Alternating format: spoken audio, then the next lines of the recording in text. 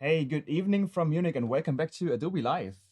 And this is the second session today, and I hope you had fun with Adriana telling you more about brand building and Clara from Adobe. And now it's Joe Allam and myself. Hello, Hey, hello. Anton, this is the first time we've done a stream in person together. that's true. Yeah.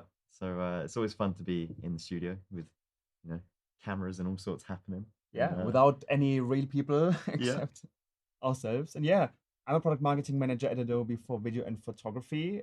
We have a lot of stuff going on today. There's also a whole schedule of sessions that will follow after hours. Um, And then we have a session with Una Souza, and afterwards our US colleagues will continue with streams all day long, alongside Max.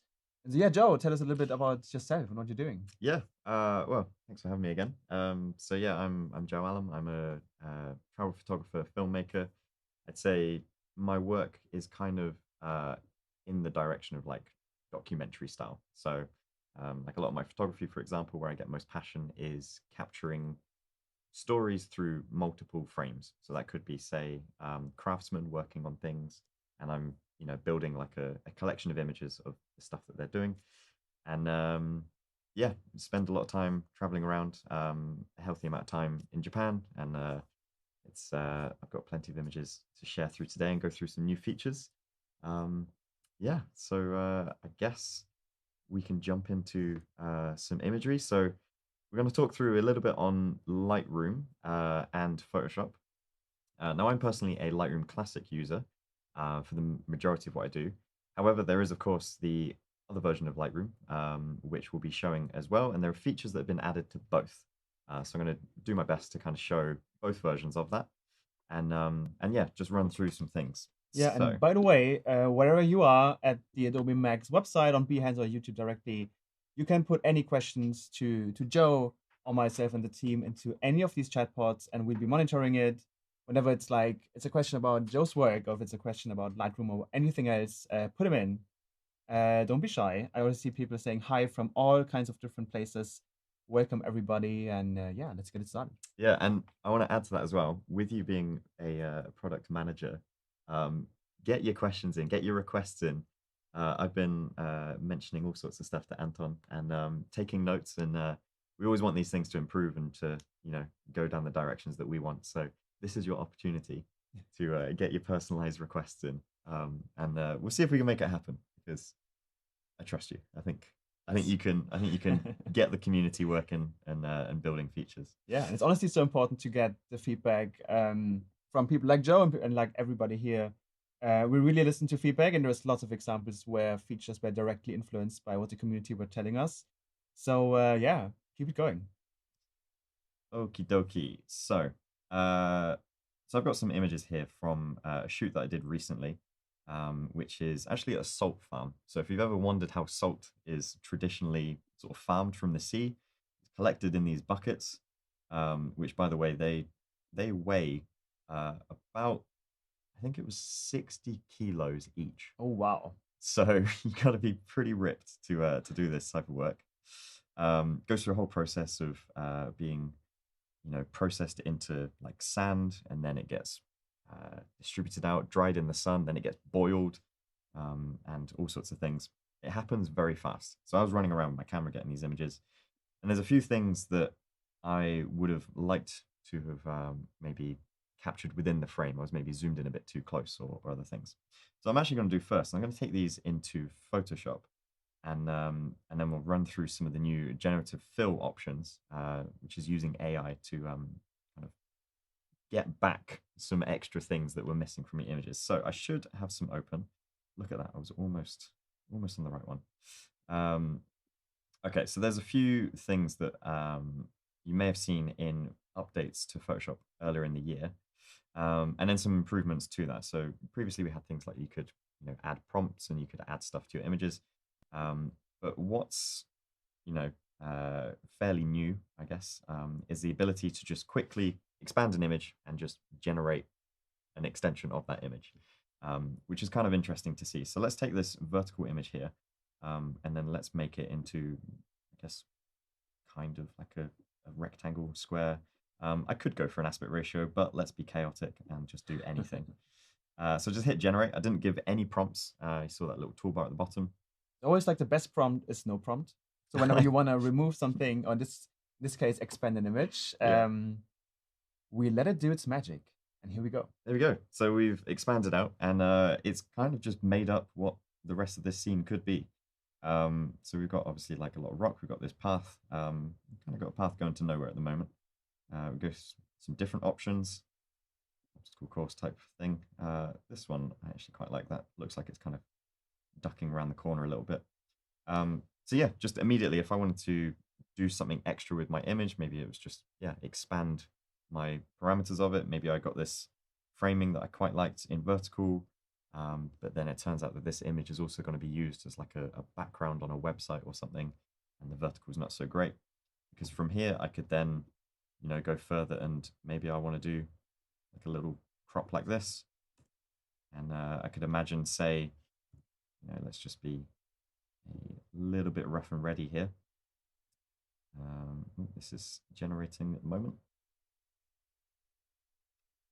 So let's say we've now got this this other image, and it's in a completely different aspect ratio.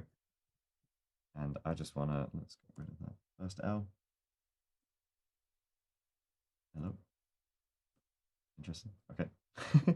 And now if we were to, create some assets that were going on a website, we've got all sorts of things that we can work with, simply because we've changed the format of that image.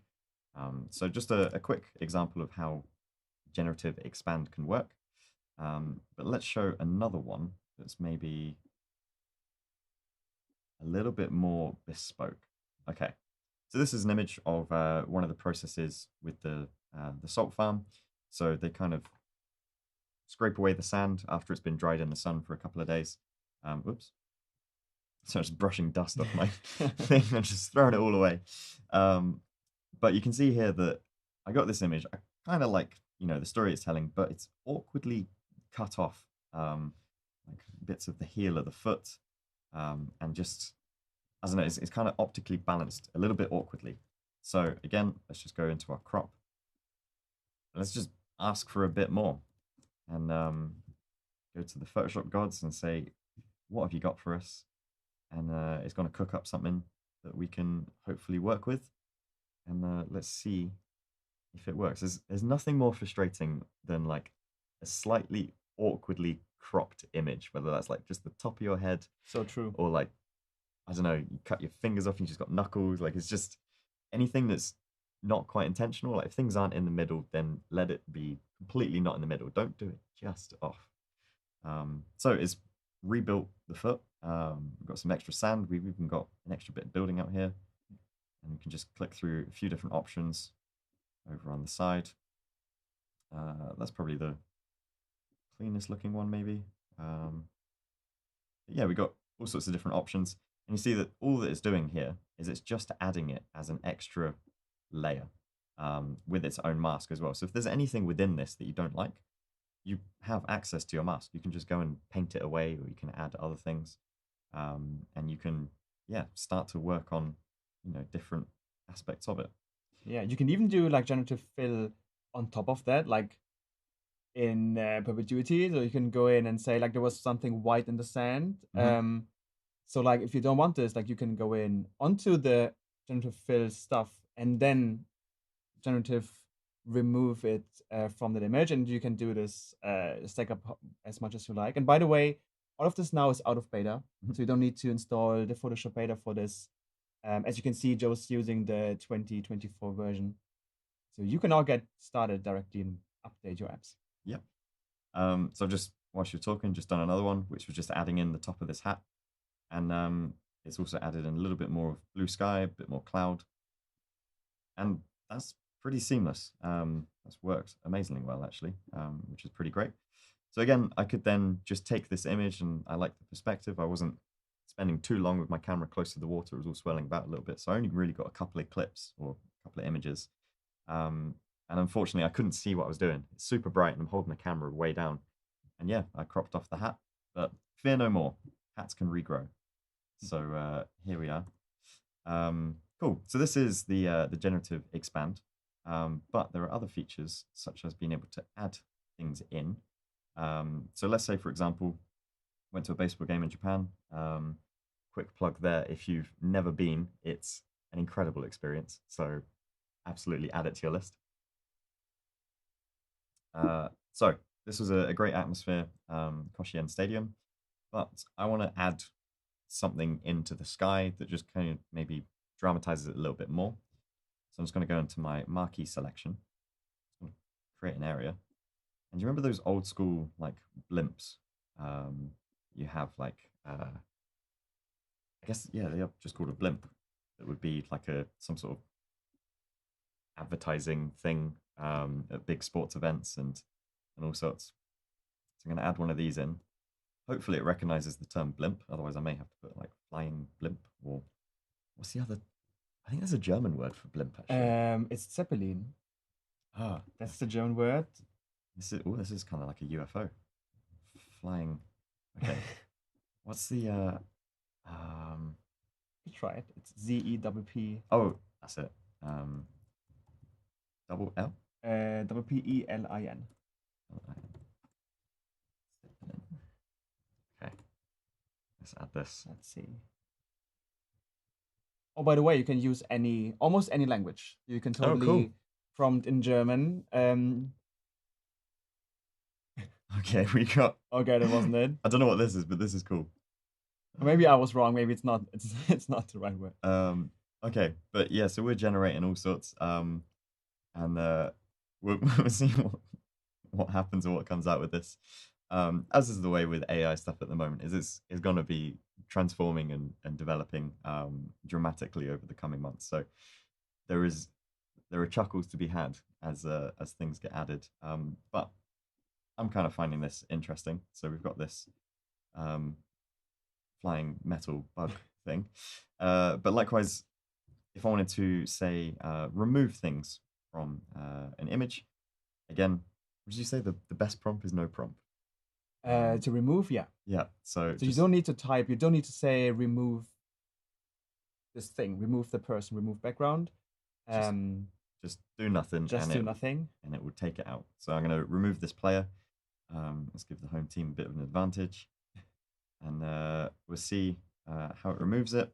Of course, we've got the grass, the stripes from the rollers of the lawnmowers. Boom, there it is, there gone. And let's maybe zoom in and remove, loads of the players. I'm gonna hit shift. Let's leave the umpires. Let's try some of these. Go into fill. Let's remove these all at once. Someone wants you to put a giant orange in the sky. A giant orange? Mm-hmm. Okay. Let's see what we can do. Just removing players. And again, I can just toggle this on and off to see how good of a job that's done. And that's done a pretty good job. Happy with that. And whilst that's going, let's remove some of the markings on the ground. We have a good question from Amy, by the way, asking, I work in a museum and do like archival stuff. Can generative AI be used for photo restoration when photos are like torn, damaged? Yeah. Actually, I have some film photography, which is going to be as good as using like an old image. Granted, it was taken last year, so it's not quite that modern old. day antique. Let's have a look at that in a minute. But just before, let's see if we can add a giant flying orange. Just by the way, although this wasn't I think airship is. Someone said airship. Airship. And then it came to me. It might be that Zeppelin is a brand. And as this is so all things Firefly are designed to be commercially safe, so you can't create anything that's protected by Got yeah. design. So this might be why I just went to something else Okay. instead. So let's try that then. So I can click back onto the layer, which was my original blimp layer, and we can change the prompt to an airship. So I don't have to like create a new layer or anything. And go back to that previous layer, and you can put that in. Place your bets on the story of why there's a flying orange. Here we Yeah, go. we might be unlucky with the Yeah. with the thing. I've just had another idea. Fly past planes. You know when there's like a special event. Mm-hmm. Let's see if it's gonna do that. That's the trouble with all these AI things. Is like as you start experimenting and doing things, you start going further on your ideas, and then you're like, oh, what about this? What about that? Just start adding all these different things. Okay, we'll leave it at those. Okay, let's jump to the photo restoration. So I believe I have. So I'm in the newer version of Lightroom now. Let's have a look at this one, and let's go edit in Photoshop. Okay. So in terms of restoration, in fact, Anton, I'm going to ask you here, like, what would be my best approach on doing this?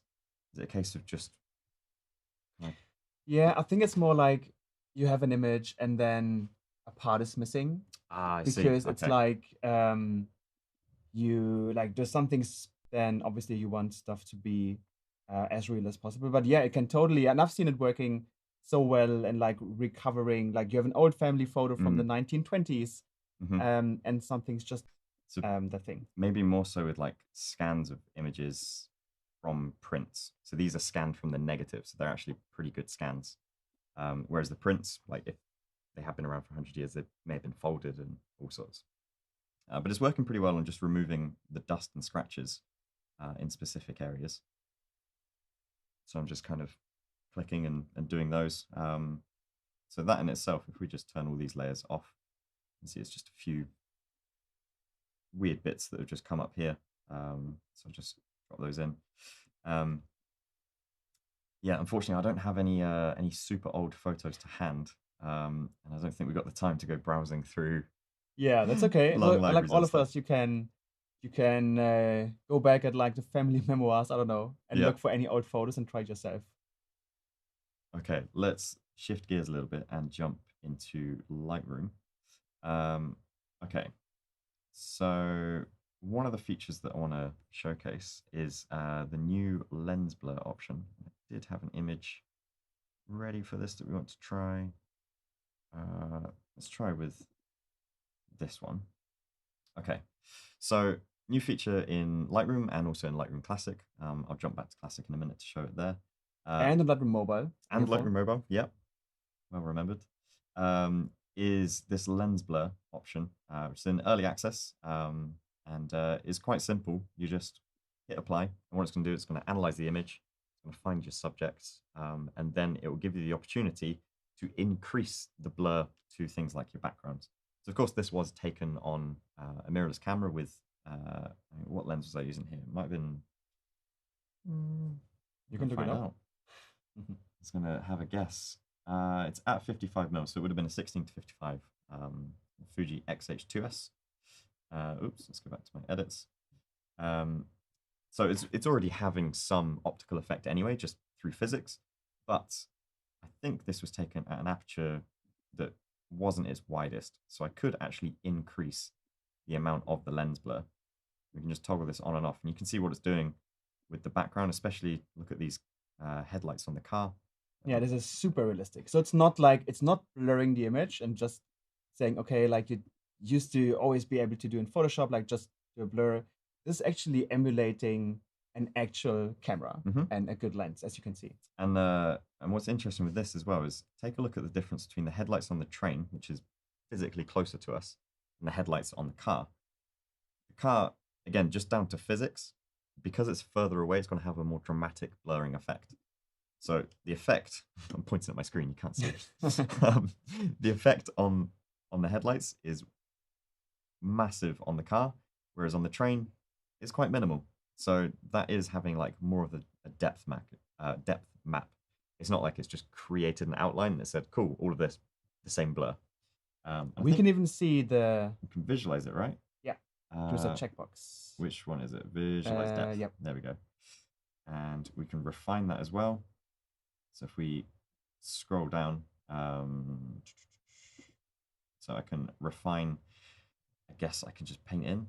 This is a feature I've not actually done myself yet. Yeah, but we don't even need to because it's done it all right. It's done it pretty well. There's a person in the foreground, and then it's as you can see with the different colors, it's layering the rest. So there comes the other person, there comes the train, and then if I just the rest. Just paint. Let's see. So whenever it would get something wrong, you could fix it by the painting, but you don't have to in most cases.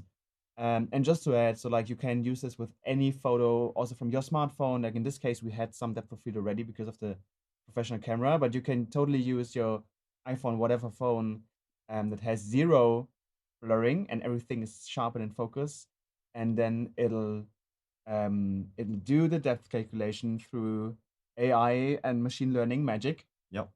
However it works, I don't even know, but it does work. And then you can refine it. You can even do like different styles of lenses. So it's really cool. So this would be another example where this one's a little bit flatter in terms of there's not really much natural depth. So we can just apply that and see how it's going to work. Okay, so it's kind of recognized me as a person. There's another feature as well that, actually this is the wrong image to show that on. Let's go back to the car. Or maybe I can do it with this one. Is we can adjust where our focal point is. So if you see here, we've got target options. This might be too close to each other. Could be.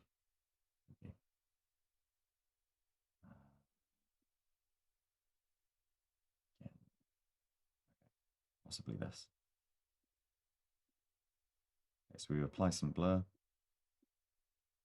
We take our target tool, so we're targeting this area. But likewise, we can click into other areas, and what it's going to do, probably going to do a pretty bad job of what's happening here, but it's just flipped around. Given that this, again, was taken on a professional camera, there was already some blur there. So we're not going to be able to return a blurry section to sharp. That's a very valid point to recognize here. But you can see that it has just swapped it back to that original view of the image. And again, we can jump to say, actually, I want this bit to be more amplified of its blur, and bring it back to how it was when the image was originally taken. So again, yeah, that's a pretty good example of just giving a little bit more clarity. So I think for me, how I would use this is kind of just in a very tasteful way of just, slight adjustments. I don't think, even if you were to use a professional camera, I don't think you should be shooting at your widest aperture all of the time anyway, because before you know it, you're taking pictures all around the world and they could be taken anywhere because you've got no context of the background because it's all blurry. So use this in a tasteful way, just, touch on things just a little bit.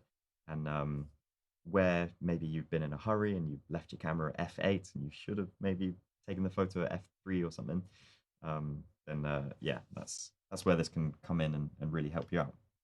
Yeah, and you can like use any photo in your archive, so you don't need to like it can be any old photo you have, and like you can make it look more professionally and nicer. There was a question if you can upscale photos in Lightroom.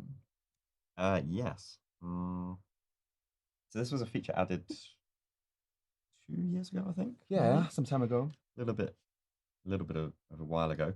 I'm going to jump into Lightroom Classic to show you that. So, I can do it on any photo. But let's say I've just got this image here. We go into Photo, and then we have the option for, where am I looking?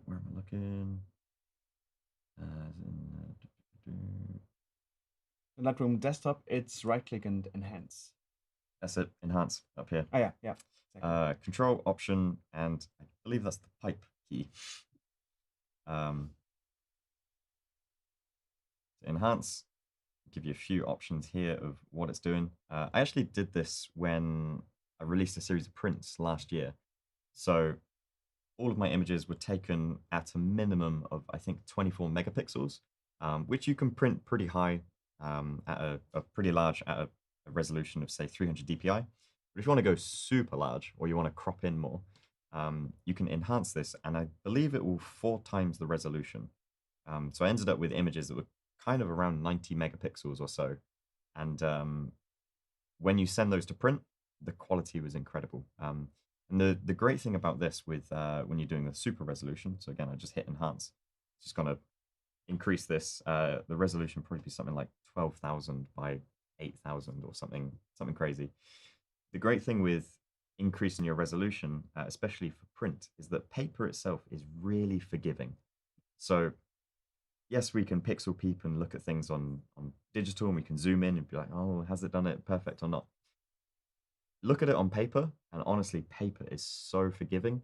And so super resolution for print photographers is amazing. It's really, really great. So where has our resolution changed to? Let's go. So now 8,320 by 12,480. As a reference, the image was originally 4,160 by 6,240. So it's just doubled each of those dimensions.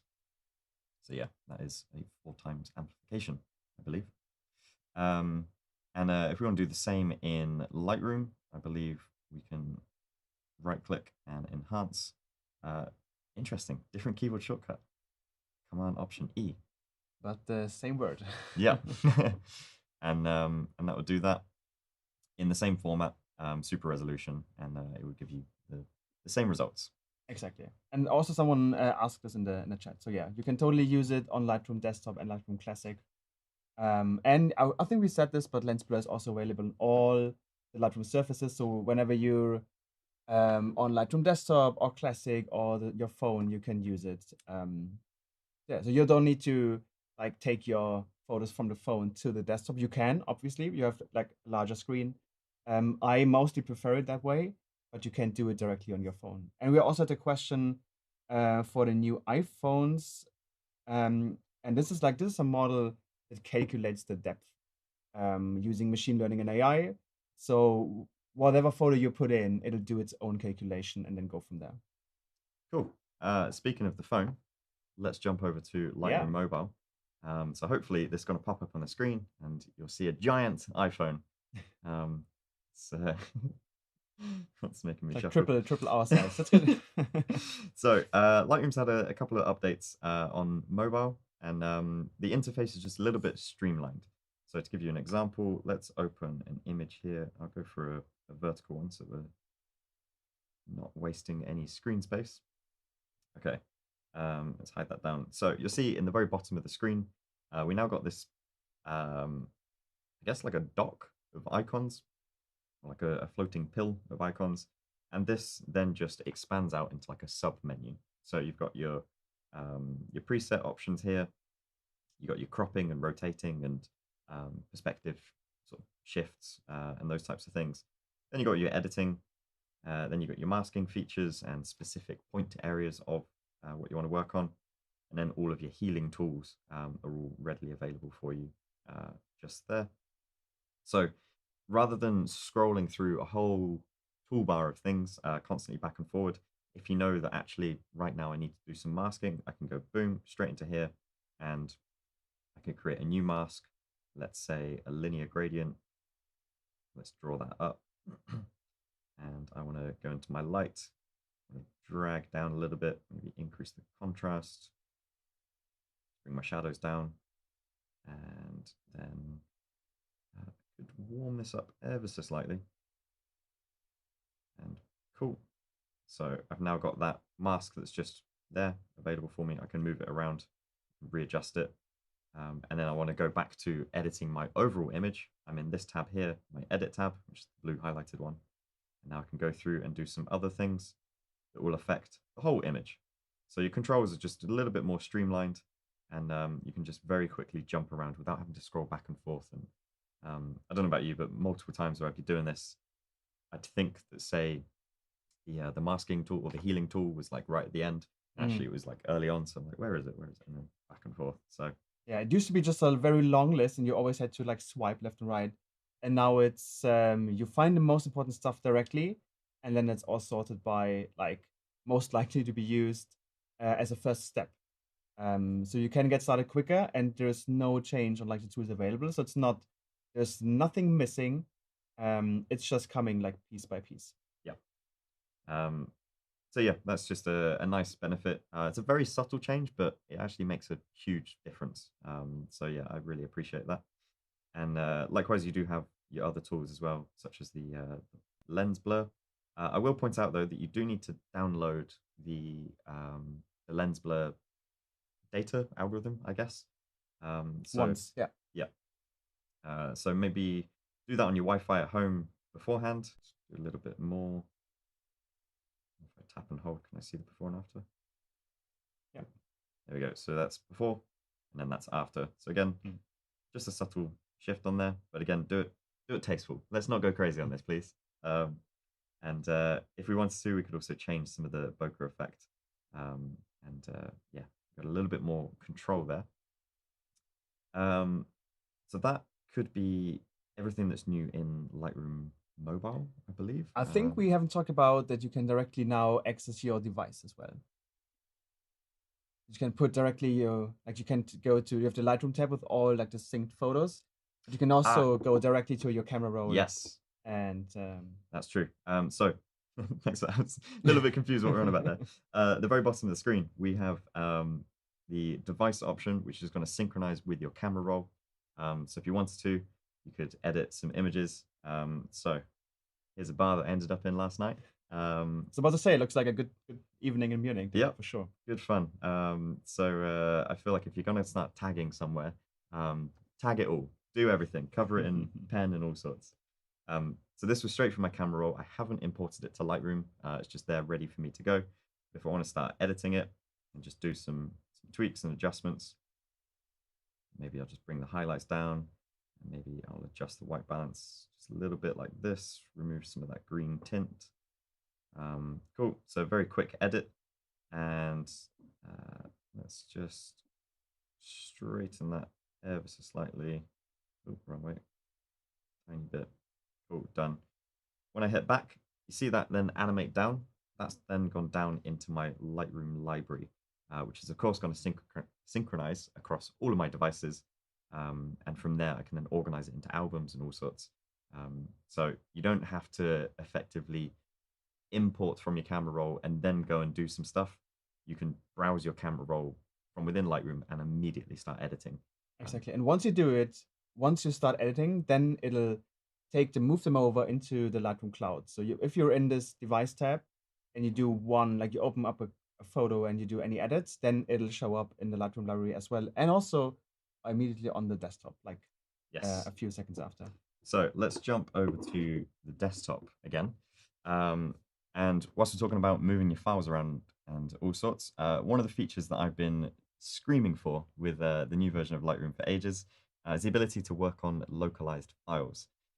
So sometimes, you've already got a whole collection of all your images. They're just ready, sat in folders and all sorts. And you just want to work on them locally. You don't necessarily want to be uploading and doing all sorts with them. Now we've got a new tab up here.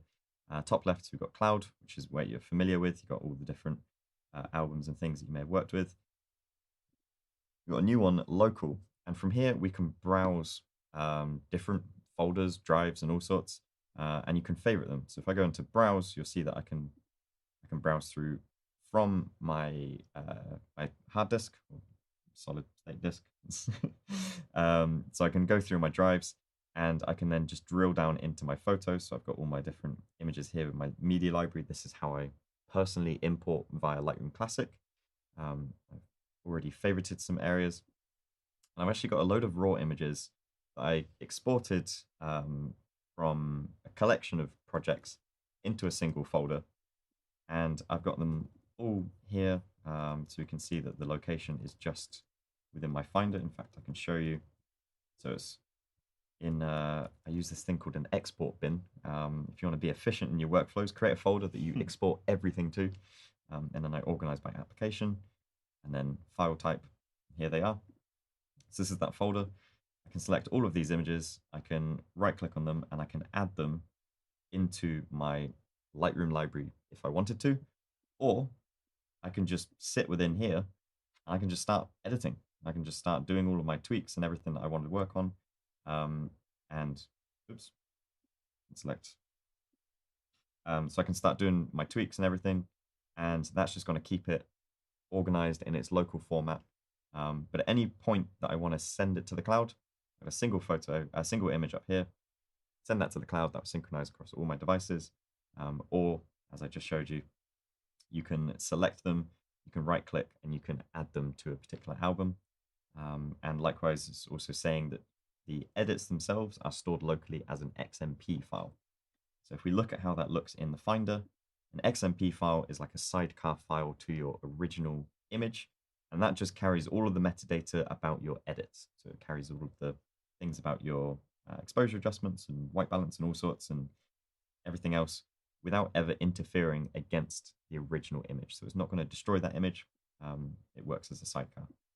And I love this feature so much because I love having all my photos on the cloud, to have them on my desktop, on the phone, in the cloud in case like my devices or my hard drives get hit. But also, I used to be a photographer myself before joining Adobe, and I have decades full of tens of thousands of photos on my hard drives, and I don't want them all to be in the cloud. It's like terabytes full of stuff. Yeah. It's mostly nothing spectacular, so I don't even want all of this to be with me all the time.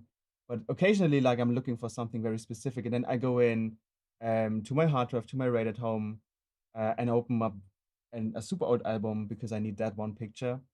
And that makes it so much easier. And for example, like for photographers who have a huge catalog, that's just terabytes of terabytes of terabytes. That's perfect. Yeah. We've got just a couple minutes left. I'm going to show you one final feature that's been added. Again, this is added across the board of things, but I'm going to show you from Lightroom Classic. So if you remember your HSL slider, hue, saturation, luminance, you have these presets of colors, and they are scientifically chosen because they make up your image. So if you want to adjust things like, let's say, the blue of the sky, like maybe the saturation, increase this working. Doesn't appear to be doing anything.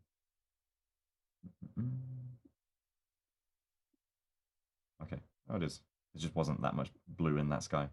Fair enough. So from here, this is where you would make fine tweaks on the hue, saturation, luminance of particular colors, but we're always limited by these chosen ones. Now we have the point color, and from here you can use the eyedropper tool, and I can go in and I can choose a particular area, click onto that, and from here, let's shift the hue of Tokyo Tower and just play around with it. Similar to the type of control you have in Photoshop, but now this is in Lightroom, and we can do our shifts and adjustments. Again, keep it tasteful. Let's not go crazy with these colors. So yeah, that's, I think, a massive run through of a lot of the features we've got in Lightroom now. Yeah, there is so much going on. So just go ahead and update all your apps if you haven't done already. Try out the new stuff. Let us know how it works. Post on social. Let us know. Tag the Lightroom team, to your point earlier, in case you have any suggestions, any feedback. And Lens Blur, as you saw, is still in early access. That means it's still being developed. So we need your feedback, especially when it doesn't give you back the stuff that you wanted to. So when you have a picture where it just didn't work the way you imagined, then let us know. It'll help our engineers making the feature even better. And yeah, thanks so much, Joe. Amazing. Thanks, Anton. It's been been a lot of fun. Cool, everybody. You can stay here. We'll have the next stream in just a few minutes. As you can see, it's gonna be about design and Illustrator. So yeah. All right. Excited to be here, and see you next time. Cool. See you later. Bye bye. Bye bye.